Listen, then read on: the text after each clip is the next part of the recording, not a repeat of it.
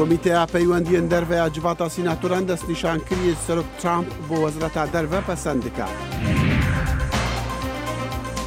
تەفگەرێن نو لە هەرێما کوردستانی خەڵکی ڕادکێشن بۆ بدەستڤەئینانە دەنگێن وان لە هەڵبژارتنên عێراقی.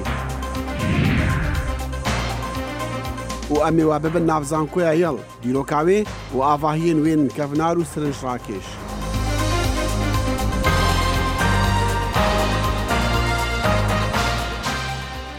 سلااف ڕێز و هیڤیان دەمە خۆش دەگەڵ کورد کۆنەکشن ji dengê ئەمریکا li Washington. لایمینی شەوەسڵاو بەخێربێنەوە بۆ بەرنامەیەکی نوێی کورد کۆنەکشن. ئەو پیاوە تەمەن 25 ساڵانەی کە تاوانبار کراوە بە شێلانی خەڵکێکی زۆر بە ئۆتۆمبیلی جۆری ڤان لە تۆرانتۆی کەنەدا ئەمڕۆ سێشەمە بڕیارە ئامادەی دادگا بێت لە ڕووداوەدا 10 کەس کوژرا و 15 کەسی تریش بریندار بوون. پۆلیسی تۆرانتۆ هێشتا بە شوێن مەبەستی ئەو هێرشەدا دەگەڕێت کە لە ڕۆژی دووشەمە ڕوویدا لە کاتێکدا بەرپرسی پۆلیس مارک ساندرز دەڵێت بێگومان ڕووداوەکە بە مەبەست بووە. ئێوارەی ڕۆژی دووشەمەش کاربەرستان هەوڵیاندا نیگەرانیەکان کەم بکەنەوە بەوەی کە گوتیان ڕەنگە کردارەکە پەیوەندی بە هەڕەشەیەکی گەورەترەوە نەبێت. ئەولەهی بازرگانی و ژمارەکە پرسێن هەفبەش ناڤەڕۆکی جڤینە ئیرۆ یا سەرۆکی ئەمریکی دۆناڵد ترامپە دەگەڵ سەرۆکی فەڕەنسی ئەمانوێل ماکرۆن. سەرۆک ترامپ دێ بفەرمی پێشوازیە لە سەرۆکی ماکرۆن بکە لە کۆشکا سپی.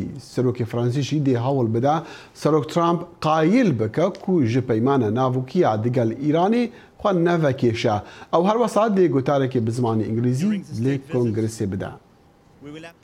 کۆمیتەی پەیوەندی دەرەوەیەکانی سینات بە جیاوازێکی کەم دەنگیدا بۆ پێشنیازکردنی پەسەندکردنی بەڕێوەبەری پێشووی CIA مایک پۆمپیۆ بۆ وەزیری دەرەوە لە دەنگدانێکی گشتی سیناتدا کە بڕیارە کۆتایی ئەم هەفتەیە ئەنجام بدرێت. ئاڵۆزیەکان لە کۆبوونەوەکەی کۆمیتەی پەیوەندی دەرەوەیەکانی سینات زۆر بوون لە کاتێکدا یەکێک لە سیناتۆرە کۆماریەکان بەهۆی مەڕاستیمێکی بە خاکسپاردنەوە ئامادە نەبوو و پاشگەزبوونەوەی سیناتۆری کۆماری ڕاند پاوڵ لە دوایین ساتەکاندا. سەرۆکی کۆمیتەی پەیوەندی دەرەوەیەکانی سینات باب کرۆکەر داوای لە کۆمیتەکە کرد مایک پۆمپیۆ پەسەند بکەن گوتی نزیکی ئەو لە سەرۆک داناڵد ترامپەوە دەشێ پشتی پێ ببەسترێت. پەیوەندیەکی زۆر باشیە لەگە سەرۆک بە جۆرێکە جیاوازە لەگە سێوەزیری پێشووی دەرەوەی ئەمریکادا کە هەمان بوون. سیناتۆری دیموکرات باب منەندز ڕوونی کردەوە بۆچی خۆی و دیموکراتەکانی تر لە پانێڵەکە دژی بەربژارێتی پۆمپیۆن. من بە تایبەتی نیگەرانم لە لێدوانەکانی ئەم دوایانەی لەمەڕ گۆڕینی ڕژێم لە ئێران و کۆریای باکوور. پاش نەمانی بربەستە لۆجیکەکان کۆمیتەکە توانی ناردنی بەربژارێتی پۆمپیۆ بۆ دەنگدانی تەواوی سینات پەسەند بکات. بەر لە دەنگدانەکە گوتەبێژی کۆشکی سپی سارە حەکەبی ساندرز گوتی مایک پۆمپیۆ زۆر کەسێکی لێوەشاوەیە و سەرکێشێکی زۆر گەورە دەبێت ئەگەر بەربژارێتەکەی دەست بەجێ پەسەند نەکرێت. پێم وابێت دەبێت گەڕیتەوە بۆ ڕابردوو بە تایبەتی بۆ پەسەندکردنی وەزیرەکانی دەرەوە و دەنگی هەردوولا. جان کێری بە 94 بەرامبەر 3 پەسەند کرا. هەلەری کلینتن بە 94 بەرامبەر 2 پەسەند کراو. کۆندۆلیزە ڕایس بە 85 بەرامبەر 13 و کۆڵم پاوەڵ بە تکرایی دەنگ. چاوەڕوان دەکرێت پۆمپیۆ هەتا ڕۆژی پێنجشەممە وەکو وەزیری نوێی دەرەوە لەلایەن سینات پەسەند بکرێت.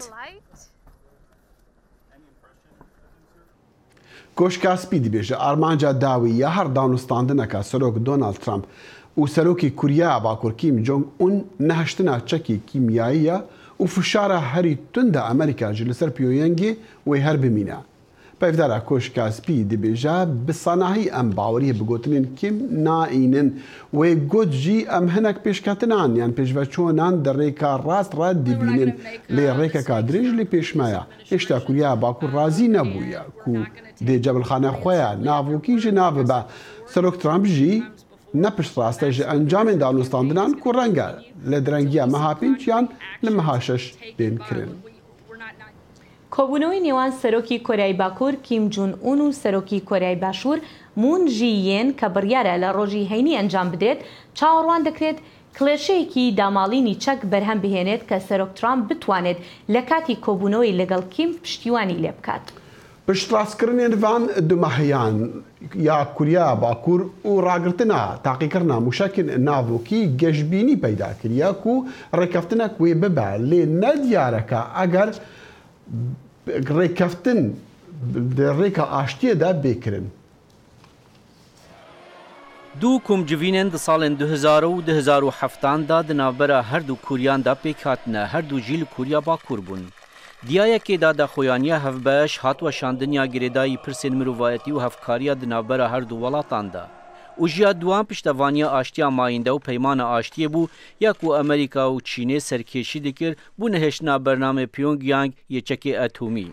Lê berdewamiya Kurya Bakur li ser testên atomî û mûşekan nehişt peyman bi encam bibe.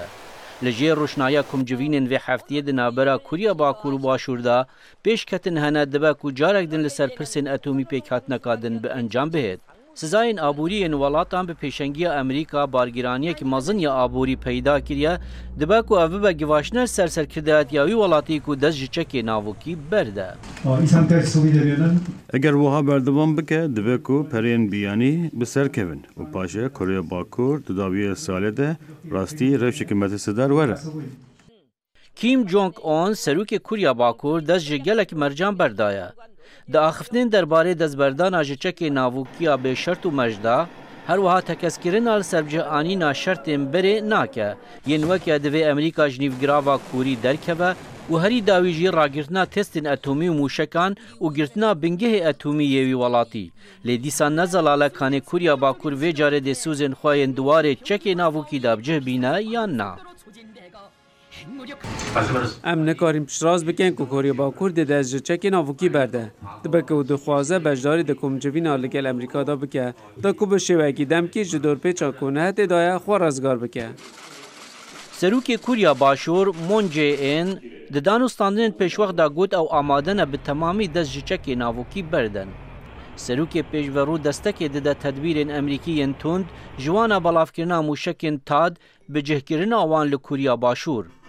û sizayên aboriyên Amerîka li ser Kurya Bakur danîne. Di heman demê da wî rêxweş kir heta ku Kurya Bakur beşdarî di Olimpiyatê zivistana borî da bike li Kurya Başûr. Mûnt wê bawerê daye ku komcivîna bihê da ew ê aştiyek mayînde pêk bihê. Lê ev yek hebûna hêzên netewên yekbûyî dixwaze ku pêwîstî razîbûna Amerîka û Çînê heye. Lê ew ek nayê zanîn ka nêmûn dê li ser hevkariya aborî razî bibe ku dê bibe binpêkirina sizayên ku netewên yekbûyî danîne ser Kurya Bakur yan jî bersîngirtina kîm ya binpêkirina mafên mirov ku weke rejêmek zordar tê naskirin. Serokê Îranê Hesan Ruhanî hûjdarî daye serok Donald Trump ku eger li ser rêkeftina navokiya Tehranê digel welatên zilhêzên cîhanê Murkirî li 2015 nemîne dê rastî encamên gelek xirab bibe. Ruhanî got ez dibêjim karbidestan li kuş Kaspî eger ew sozên xwe bi cih neînin hikûmeta Îranê jî dê bi fermî bersivê bide û her kesê xwe ji rêketinê la bide dê rastî encamên gelek xirab bibe. Serok Trump gotiye eger hevpeymanên Ewropî rêkeftinê serrast nekin ew dê cezayên li ser Îranê nû bike. Îranê jî hûjdarî daye ku eger ew rêketin hate weşandin ew dê bernama xwe ya navokî bêxteger careke din. لە کاتێکدا ژمارەیەک خەڵک زۆر نیگەرانن لە شێوازی سیاسەتکردن لە عێراق و هەرێمی کوردستان چەند پارتێکی نوێی سەری هەڵداوە بۆ ڕاکێشانی سەرنجی خەڵکی. خەڵکی هەرێمێ بەرسivên cuda hene ji bo tevgerên siyasî nû derketin ku hîvî dikin cih di Perlemanê Iraqê de bibînin. یەکێک لە گۆڕانکاریەکان کە لە گۆڕەپانی سیاسی داهاتووەتە پێش دروستبوونی هێز و قەوارەی نوێیە کە بۆ هەڵبژاردننی پەرلەمانی عێراق کێبڕکێ دەکەن. هێزە نوێیەکان بە کۆمەڵێک پەیڕە و پرۆگرامەوە هەوڵی بەدەستهێنانی دەسەڵات ئەدەن و خۆیان بە جێگرەوەی هێزە کۆنەکان وێنە ئەکەن. ئەگەر ئێمە یەک دەنگ لە ئەوانی تر زۆری نەمانێنان دڵنیاتانەکەمەوە بە چەند ساعتی کەم دەسەڵات وەرەگرین بەڵام ئێمە مانای ئەوە نییە کە هەوڵین بۆ سڕینەوە لە ناوبردنیوانیتر بەڵکو ئەوانە بنە کەمینە و ئێمە کارەکەین لەسەر دروستکردنی ژیانێکی تەواو باش بۆ خەڵکی کوردستان ڕێگرین لە تاڵانی ڕێگرین لە دزینی نەوت ڕێگرین لە یارمەتیدانی گەندەڵکاران ڕێگرین لە بەردەوامبوونی گەندەڵکاران. دکتۆر سەردار عەزیز پسپۆر لە سیاسەتی ڕۆژهەڵاتی ناوەڕاست و ڕاوێژکاری پەرلەمانی هەرێمی کوردستان پێی وایە دروستبوونی هێزی نوێ بەرئەنجامی بەسەرچوونی هێزە تەقلیدیەکانە. جا لە گەشتبینی هێزی نوێ دەبێتە هۆکاری ترسیش بە حکمی ئەوەی نازانرێت ئەم هێزانە لە داهاتوودا چۆن سیاسەت ئەکەن و ئامانجیان چییە. ئێستا و هێزانێک لە کوردستان سەرهەڵەدا سەرئەنجامی بڵێم بەسەرچوونی هێزە تەقلیدیەکانە لە کوردستان و کۆمەلگای کوردی بە دوای هێزی نوێ گەڕێ بۆ ئەوەی تعبیر لە خۆی بکات. من هێزن نوێەکان ئێستا نابینم دیدێکی نوێیان هەبێ، ینی هەردوو هاوپەیمانی و نەوەی نوێ هەمان قسەی گۆڕانەکەن، بە هەمان شێوە قسەکانی گۆڕان و تەنانەت هەڵس و کەوت و شێوازی گۆڕان دووبارن کەواتە گۆڕانیان تەجاوز نەکردووە. لەلایەکی ترەوە بێئومێدی بەشێک لە هاوڵاتیان گەشتۆتە ئاستێک پێیان وایە هێزە نوێیەکانیش ناتوانن ببنە جێگای ئومێدی ئەوان. بۆ ئەم هەڵبژاردنەی پەرلەمانی عێراق خۆم دەنگ نایم، چکە بڕۆم وایە هیچ کام لەم حیزبە تازانە و هەم کۆنەکانیش نەیانتوانی وەک پێویست کۆنەکان نەیانتوانێت وەک پێویست خزمەتی خەڵک بکەن و تازەکانیش بە کۆمەڵێک بەڵێنەوەیە نەسەر شاشەکان و قسە ئەەکەن کە پێشتر زۆر لەمانەمان بیستووە، خەڵک زۆر لەمانەی بیستووە. بەڵام مەرج نییە پارتە سیاسیانەی کە لە ئێستایا دروستە بن بتوانن لەوان باشتر بن، بڕکە بکرێت زۆر کات لە خیال لە ناشرین بوونی ئەوانە دروستە بنەوە ئەم جۆرەینانە. مەرج نییە بتواننەوەینانە جێبەجێکەوە، یعنی پێم وایە ڕەنگ بێت کارێکی باش بێ، بەڵام مەرج نییە لەو ئاستەیا بن کە خەڵک ئینیان لێکە چاوەڕوانیان لێ. وا بڕیارە ڕۆژی 12 مانگی 5 ئەم ساڵ هەڵبژاردننی پەرلەمانی عێراق ئەنجام بدرێت و لەگەڵ نزیکبوونەوەی وادەی هەڵبژاردن ململانەی لایەنە سیاسیەکان بۆ بەدەستهێنانی دەنگی هاوڵاتیان تا دێت سەختتر دەبێت. ڕێباز مەجید، دەنگی ئەمریکا، سلێمانی. هەڵمەتی هەڵبژاردننی پەرلەمانی عێراق لە مووسڵ گەرموگوڕ دەبێت کاندیدەکانی دەیان قەواری سیاسی پێشەبڕکێ دەکەن لەسەر 34 کورسی پەرلەمان لەو شارەدا. پەیامنێرمان لە مووسڵ دەڵێت چەند سەرپێچیەکیش لە شارەکە تۆمار کراوە. 45 لایەنên siyasî ku 907 kandîd hevrekiyê li ser 34 kursiyên Perlemanê Iraqê dikin li bajarê Mosulê û niha roj bo rojê bangeşa helbijartinan germogordir dibîtin. Her layenek pitir wênên kandîdên xwe û posterên xwe di helawîsin. Belê gel berdewamiya evê prosesê gelek serpêçî hatine encamdan. Mîna dirandina wênên kandîdan ji balxelkekên nediyar ve û helawîstina posteran li cihên hikûmî û ayînî. Ev e mezargehê Nebî Yûnus e ku dehan wênên kandîdan li ser hatîne daliqandin bûye cihê nîgeraniya xelkê Mosulê.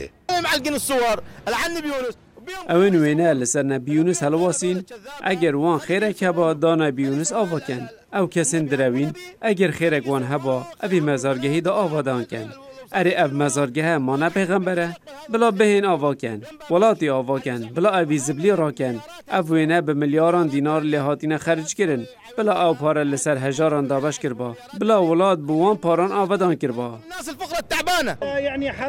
خودەی حرامە ئەوان ئەv کارە ئەنجام دای پێدەوێ مەرخەدی نەبی یونس ئاوەدان بکەن ئەو هاتینە بانگەشە هەڵبژارتنا بکەن پێدەوای خزمەتە خەڵکی بکەن و سەردانا مووسڵا کۆن و سەردانا ماڵن خەڵکی بکەن خودێ بووچوو نامل سەروێنین کادیدا ئەوێت هاتینە هەلاویستن سەردیوارێ زانکوێ زێدە گاڤە بەلێ چودی و چوونینن ji ber ku layanek li pişta ew jî partiyên siyasî ne yan efsereke yan jî şiake ev ca kes neşit rêgiriyê biket. Kandîdekê lîsta hevpeyman û hevgirtin li Mosulê wesa bû dengê Amerîka diyar diket ku fere komisyon xul'evan serpêçiyan bikete xudan û rêgiriyê li ewan layenên siyasî bigirîtin. Ewên cihên hikûmî û ayînî bi kar înayîn. پێدوێ کۆمیسیۆن لە باژارە مووسڵێ دیفچوونە لە vê babetê bike. Wan soza bide bi dara peraya û karê serpêçiya Kamazin li ser azadiya hemelatî û azadiya rewşenbirî li Mosul û li ser dezgehên hikûmî. Gel destpêkirina hewa bangeşa helbijartinên encûmenên nûnerên Iraqê li bajarê Mosulê çendîn serpêçî û xuraqat hatine encamdan. Mîna bikarînana dezgehên hikûmî wekû bangeşa helbijartina eval pişt min diyar zanîngeha Mosulê ye. Niha dehan wênên kandîdan berderê zanîngehê hatine daliqandin. Kawa Emer dengê Emerîka, Mosul. Berî nêzîkî 10 rojan nûnerîn 6 partên siyasî Kurdistanê li devera Washington geha nihev ji bo muştûmrên li ser paşa roja Kurdistanê. Mebesta semînariya yaserekî ew bû Kurd behsê dahatûyê xwe bikin lê neşiyan xwe ji nakokiyên berê labidin. کوردستان بەرەوکوێ ڕوانینێکی ڕخنەگرانە بابەتی سیمینارێک بوو کە لەلایەن ناوەندی لێکۆڵینەوەی ڕۆژهەڵاتی ناوەڕاست لە واشنگتن مێراو بەڕێوە چوو. نوێنەرانی 3 حزب لە کوردستانی ئێرانەوە و 3 حزب لە هەرێمی کوردستانەوە بەشداری ئەم سیمینارە بوون. بڕیار وابوو وەک لە نێوی سیمینارەکەدا ئاماژەی پێدرا بوو ئەم سیمینارە بپەرژێتە سەر داهاتووی کوردستان بە ڕەچاوکردنی خەسارناسی ڕابردوو لە ڕوانگەی نوێنەرانی حزب بەشدارەکانەوە. بەڵام جیاوازی زۆری نێوانی بەشداربووان سەبارەت بە شێوازی خوێندنەوەی ڕابردوو کە ئاماژەیە کە بە جیاوازی قوڵی نێوان حزبەکانیان بووە هۆی ئەوە کە تیشکی سیمینارەکە زیاتر لە داهاتوو بکەوێتە سەر ڕابردوو. جیاوازیەک کە بە وتەی کامران باڵنور نوێنەری حزب دموکراتی کوردستان بۆ لایەنە بیانیەکانیش زۆر گرینگە. من لەسەرەوە باوەڕم وڵاتانی دیکەش دەبینن بەو شێوەیە کە ئێمە یەکگرتوویمان نێ و کێشەی ناو خۆیمان یەکجار زۆر لەوانەیە ئەوانیش بووە پشتیوانیمان لێ ناکرد. سەرکەوتوو نەبوونی کورد بۆ دروستکردنی بەرێک یەکگردوولانی کەم بۆ کاتی بەرەنگاری دوژمنانی گەلی کورد بۆ تۆهۆی ئەوە هەندێک لە بەشداران پێیان وابێ گۆڕانکاری ناوچەی پێشمەرجی گۆڕانکاری ناوخۆیە. تەنها گۆڕانکاری ناوچەکە ڕووبات من پێم وایە ئەتوانین لەو گۆڕانکاریانەیە هێزی جیاواز بێتە دەرەوە و هاوکێشەکان بگۆڕێ دەسەڵاتی تازە بێتە کوردستانەوە و ئەم هێزانی کە لە کوردستان بەڕاستی شکستیان خواردووە ئەبێ بڕۆن.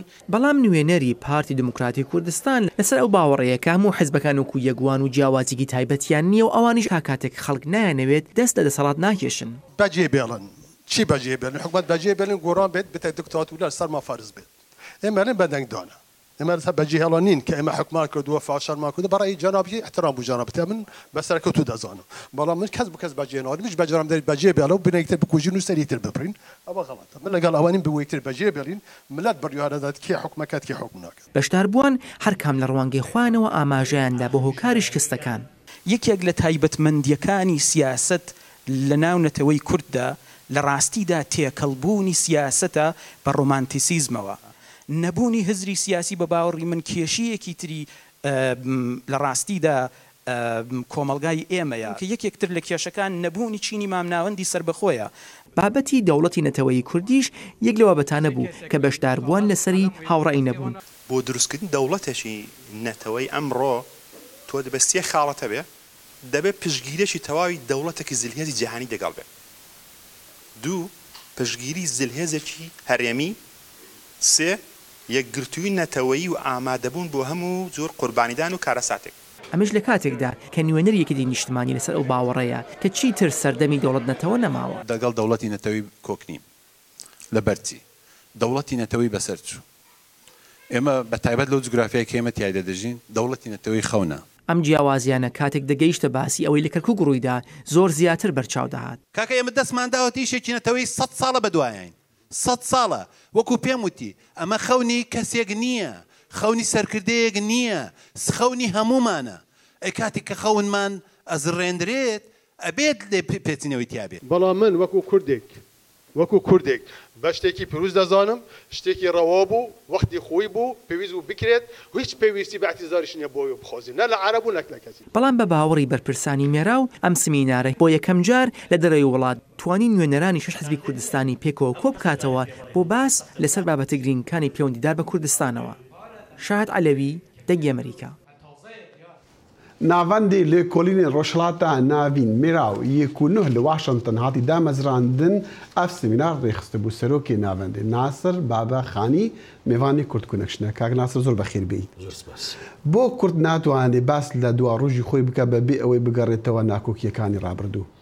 پێم وایە ئەم پرسیارە ڕیشەیەکی مێژووی و کولتوری هەیە لە نێو ئێمەی کووردا ئەوەی کە ئێمە تا ئێستا نەماتوانیوە بە یەکگوتاری بگەین لە هەموو پارچەکانی کوردستاندا و تەنیا تایبەت بە با بڵێن پارچەیەکی دیاریکراو نییە لە باشوور لە ڕۆژهەڵات تەنانەت لە ڕۆژئاوا بەداخێکی زۆر گرانەوە ئەوەی کە تا ئێستا ئێمە بینیومانە شێوەڕوانینی کورد شێوەڕوانینێکی پەسا تاریخی بووە یعنی بۆ ڕابردوو ڕوانین بووە لە بری ئەوەی کە ئێمە دەزانین تۆ هەرچەندێکی بێنی بەحث لە ڕابردوو بکەی وەردی بدێ و لێ بکۆڵێەوە من ناڵم نابێ خەسارناسی ڕابردوومانە بێ تۆ کە ڕوانینێکی خەسارناسانت بۆ ڕابردوو نەبێ ناتوانی بەرچاوڕوونەیەک بۆ دیاهات و بۆ خۆت دیاری بکەیت بەڵام گرفتەکە لەسەر ئەوەدایە کە تۆ چەق دەبەستی و پێدا دەگری لەسەر هەڵەکانی ڕابردوو بەبێ ئەوەی کە پرۆگرامێکت بۆ داهاتووە بێت داهاتوو.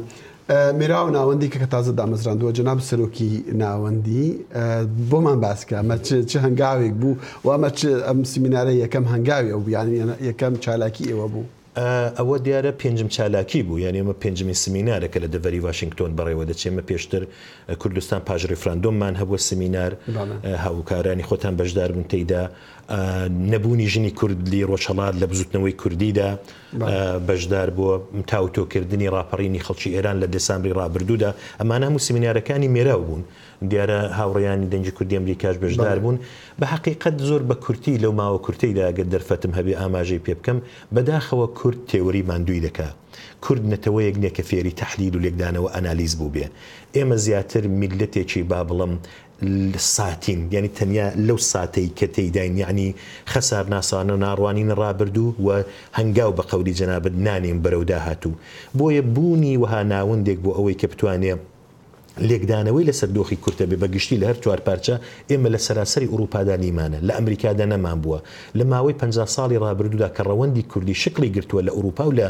ئەمریکا ئێمە تا ئێستا نەمانتوانیوە ناوەندێکی سربەخۆ دابنێن بۆ ئەوەی کە پرسی کورد تاوتێ بکە بۆیە ئەو بڕیارەماندا کە ئەمن وەک بەڕێوبەری ئەو دەستگایە لەگەڵ چەندێک لە هاوڕێیانمان بتوانین ئەو پرسانێکە پەیوەندیدارن بە کورد و پرسی ڕۆژن بتوانین بە شێوەیەکی تێوریک لێکچاندێنە و تحلیل لەسەر کاکەناس نەمویست باسی ئەو بابەتانە بکەم بە تایبەتی سەرکەوتنی ناوەندێکی بێلایەن شتێکی زۆر زەحمەتە بە تایبەت لە ئەمریکا چووکە پێویستی بە یارمەتیە پێویستی بە تایبەت یارمەتی دارایی یا دارایی هەیە ئێوە هیواتان چییە بۆ ئەوەی کارەکان بتوان کارەکان بکەن یان ئامانجەکانتان جێبەجێ بکەن ڕاست دەفەرمووی ئاماژەت بە خاڵێکی زۆر گرنگکرە من لە دەقی قسەکانیشمدا لە سمیناری ئیشارەم پێکرد شەفافیەت ترانسپەرنسی لە نێوکاری ئاوادا کە تۆ معلوم بێ لە چۆ پارە وەردەگری لە چۆ بۆ دێ بەخۆشیەوە ئەمە کە فدرال ئایدی بۆ دیاریکراوە تەکس ئەگزەمشن ئەلانەکە شامیلی ئەوەی بۆ دەتوانێت هەر کەسێکی هەر کوردێکی کە لە وڵاتە دەژی دەتوانێت لە تەکسەکەی خۆی یارمەتی ئەو ناوەندە بدا بۆی کە کارەکانی بەڕێوەبەرەوە بەخۆشیشەوە دەتوانم ئاماژە بکەم کە مەگەر ئەوەی کرد بۆ پرۆگرامەکانی داهاتوو دنا بەڕێوەبردنی سمینارێکی ئەوتۆ ئەگەر لە جیفانی خۆشمان بوو بێ حازم تەقبولی ئەوەی بکەیت کاک ناسر دەرفەت وەرەگرم بۆ ئەوەی باسی ئێران لەگەڵا بکەم لە هەواڵەکانماندا هەبوو کە سەرۆکی ئێران ڕۆحانی هوژداریکی زۆرتر ئەدا بە ئەمریکیەکان ئەگەر لە ڕێکەوتنی ناوەکەی پاشەکس بکەن ئەوە ئێرانش تۆلەی دەکاتەوە ئێرانش هەنگاو دەنێت و بڵی ئەمە چییە ئێران ئەم باسە دەکاتن و دەتوانێت چی بکاتن ئەو قسەیەکی تازە نیە بەر لەویش ئەمە محەممەد جەوادی زەریف وەزیری کاروباری دەرەوەی ئێران لێکدا لە توێتەکانیدا ئاماژە بەوەی دەکا کە گەر بێت و ئەمریکا پاشگەز بێتەوە ئەگەر بێت و ئەمریکا کارشکێنی بکات لەنێو ئەو ڕێککەوتنەوەی بەرجامدا ئێمەش دێینە دەرێ یان با بڵێن سنتریفیوژەکانمان وەکار دەخینەوە ئەمە زیاتر لە کولتوری دەوڵەتی ئێراندا زیاتر وەک هەڕەشەیەکی بێبنەما دەچێت ئێران نتوانایی ئەوەی هەیە کە بتوانێەوە بکە بەڵام گرفتەکە لەسەر هەڕەشەکانی ئێران نییە گرفتەکە لەسەر خودی ئەمریکایە ئێستا ئەمریکا ئەو تیمەی کە تازە لە کابینی نوێیەکەی دادایناوە پێمپۆی هێناوە و جامبڵتنی هێناوە و تەنانەت خەریکە جیمز ماتیزیش بگۆڕێ و دەهوێت تیمەکەی تیمێکی بابڵێن شەڕانیە تیمێکی ساسکە کە بە تەواوی لژی سیاسەتەکانی ئێرانن ئەوەی کە ئەمن وەک خوێندنەوەی خۆم دەیبینم زیاتر بە باوەڕی من مەبەستیان ڕژیم چینج نیە زیاتر مەبەستیان کۆنتترۆلی هەنگاو بە هەنگاوی ئێرانە کاک نەسر زۆر سپاس دەستەکان خۆش سپاس بۆیەوە ناصر بابەخانی سەرۆکی ناوەندی لێکۆڵینی استراتیجی میراو میوانی کورد کۆنەکشن بوو ئەگەر تو هەری باژاری نیو هەڤن یێ ئۆستانی کەنەتیکت دەوێ زانکۆیە یەڵ ببینی ئەگەر تو دناو زانکۆیەدا بگەڕی تو دێ ئاڤاهین سرنج ڕاکێژ و دیرۆکە سەدان ساڵانژی ببینی ئەمە شاری نیوهاڤنە لە ویلایەتی کەنەتیکت ئەوەی لەم شارە سەرنجی خەڵکی بۆ لای خۆی ڕاکێشاوە زانکۆ بە تەمەنەکەیەتی کە سەنتەری شارەکەی داگیر کردووە. زانکۆ یڵ لە نیوهاڤن ڕێگی داکوتاوە بەڵام لە جیهاندا ناسراوە لە 120 وڵاتەوە خوێنکار دێن بۆ خوێندن هەموو ساڵێکی خوێندنیش پێشوازی لە 100,000 میوان دەکەین. ئەم زانکۆیە بە تەنها نێوبانگەکەی سەرنجڕاکێژ نییە هونەری تەلارسازی کۆن زانکۆی یێڵی پێدەناسرێتەوە دیوار و دەرگا و پەنجەرەکانی هەمووی سەرنج ڕادەکێشێ تەنانەت لە ئەمریکایەکی کراوە هێشتا دەرگاکانی ئەم زانکۆی بۆ هەموو کەسێ واڵان نییە. تەلارەکانی ئێرەوە دروستکراون کە زۆر بمێنێتەوە بەڵام هیچ شتێ تا سەر وەک خۆی نامێنێتەوە ئەگەر بەباشی گرنگی پێ نەدەیت. زانکۆ بودجەیەکی بۆ چاکسازی و نۆژەنکردنەوە تەرخان کردووە. زانیاریە زۆر و زەوەندەکانی یێڵ وای کردووە ببێتە کاسبیەک بۆ خوێندکارە پێشکەوتوەکان. ڕۆژانە زانیاری بە گەشتیاران دەدەن. زانکۆی یێڵ تەمەنی سەدان ساڵە. 5 سەرۆکی ئەمریکا و چەندین سەرۆکی وڵاتانی تر، 19 دادوەری دادگای باڵا و 20 ملیاردێری جیهانی و چەندین کۆنگرێزمان و دیبلۆماتی ئەمریکا لێرە قوتابی بوون. یەکەم دکتۆرە لە ئەمریکا لێرە دراوە و تاوەکو ساڵی 2007 60 لە خەڵاتەکانی نۆبل بۆ یێڵ بووە.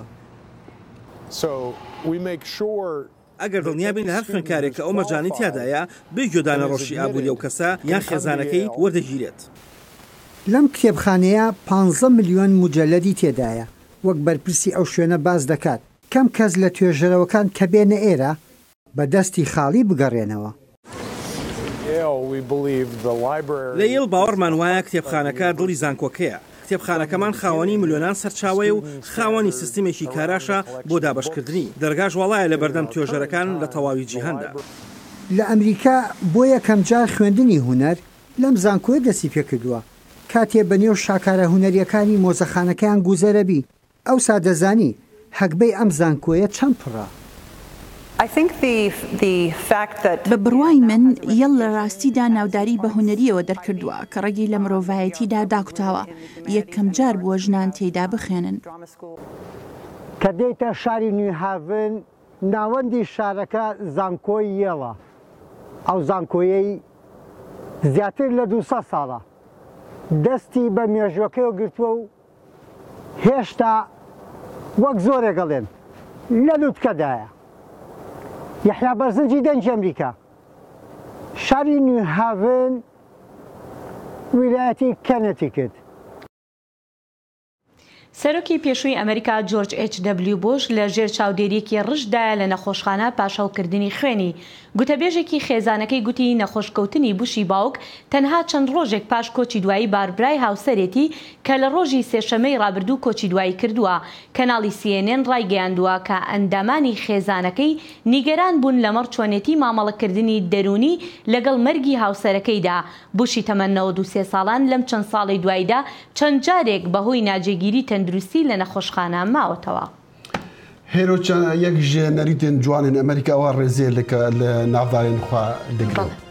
لێرەشدا دێنە کۆتایی بەرنامەیەم ڕۆمان تا کاتێکی تر هەر شاد و بەختەوەربن. خدا حافیز.